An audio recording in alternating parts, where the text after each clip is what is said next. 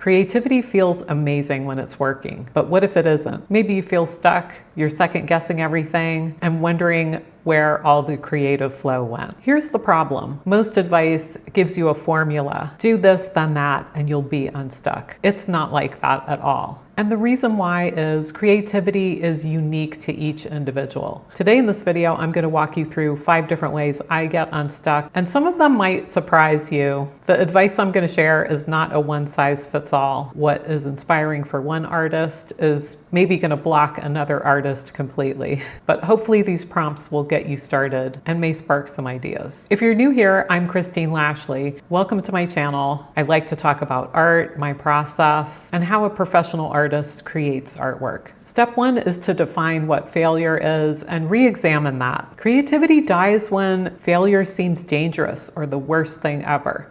Most of my projects has failed at one point or another. So if I start a project and I'm thinking about failure, it's not going to be conducive to playtime.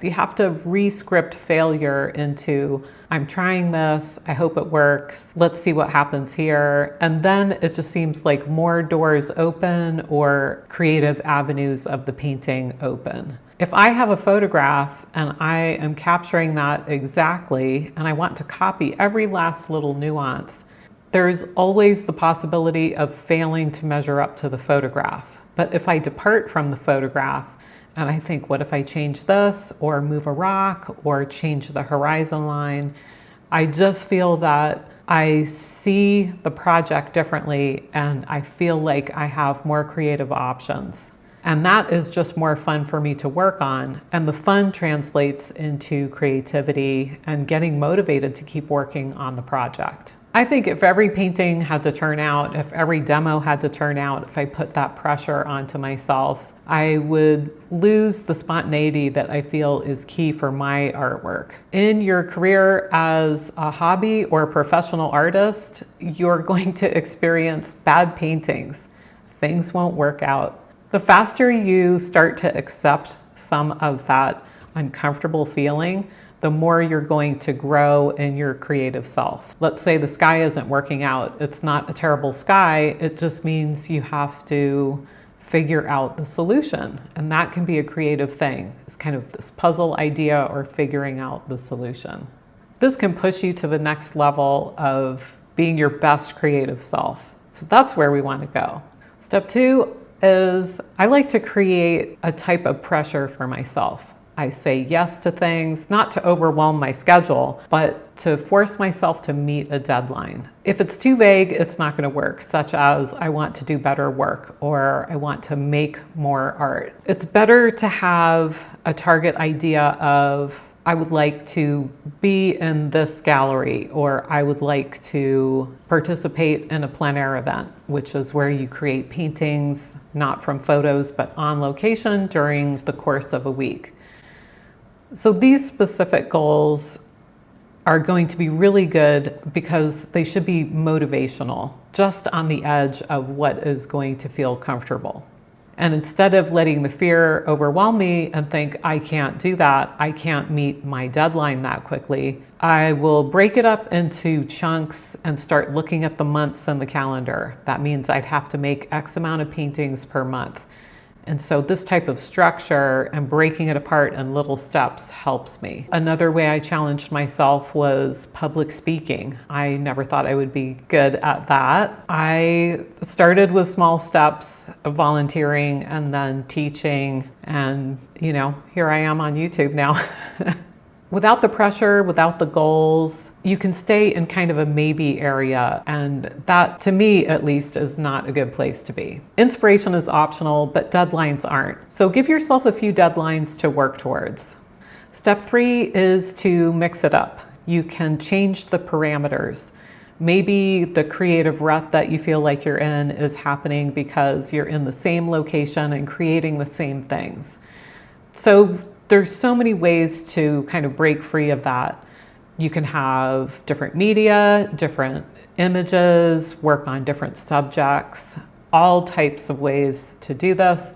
I also like to travel and look at master artwork. I find that really inspirational. I'm very inspired by Joaquin Sorolla, who was a Spanish artist. And I went to visit Spain and tour his studio and see his original works because the work I'd seen in print was so exciting.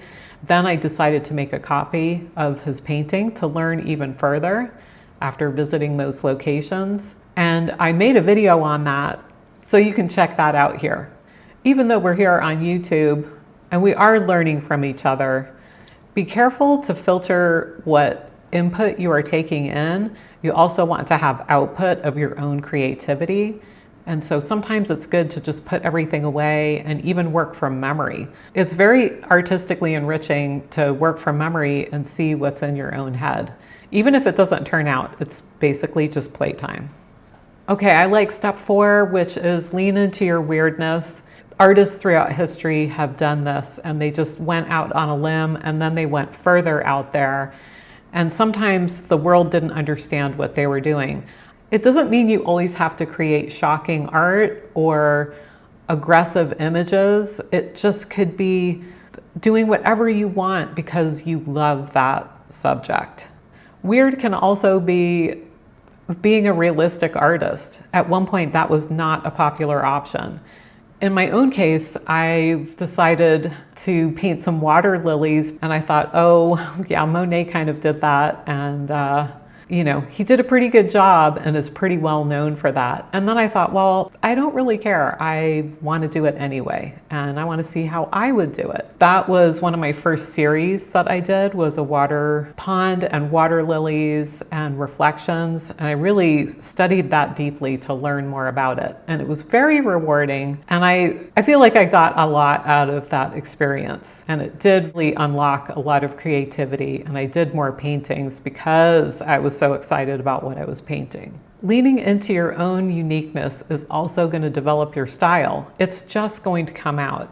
The more you paint and the more you trust yourself and your instincts, it's like your style just continues to unfold. It's kind of a wonderful thing. You can learn from other artists, but in this step that I'm talking about, where I want you to develop your individuality, you kind of have to look inward. It's a good place because you're not copying trends and you're not copying other people. You're finding your own voice.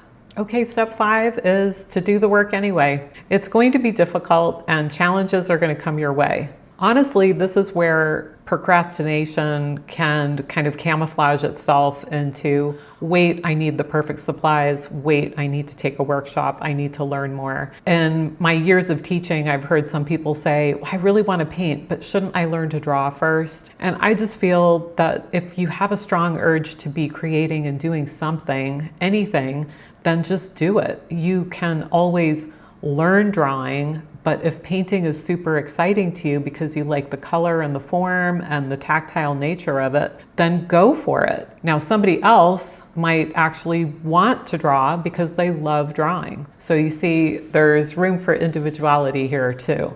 But do be careful of procrastination and carve out time for the work. So procrastination can come when you spend time looking for the perfect scene or trying to figure out what to paint. Do the work could also just be put everything down and paint right what's in front of you. So clarity and productivity comes from doing and not overthinking, and definitely not procrastinating.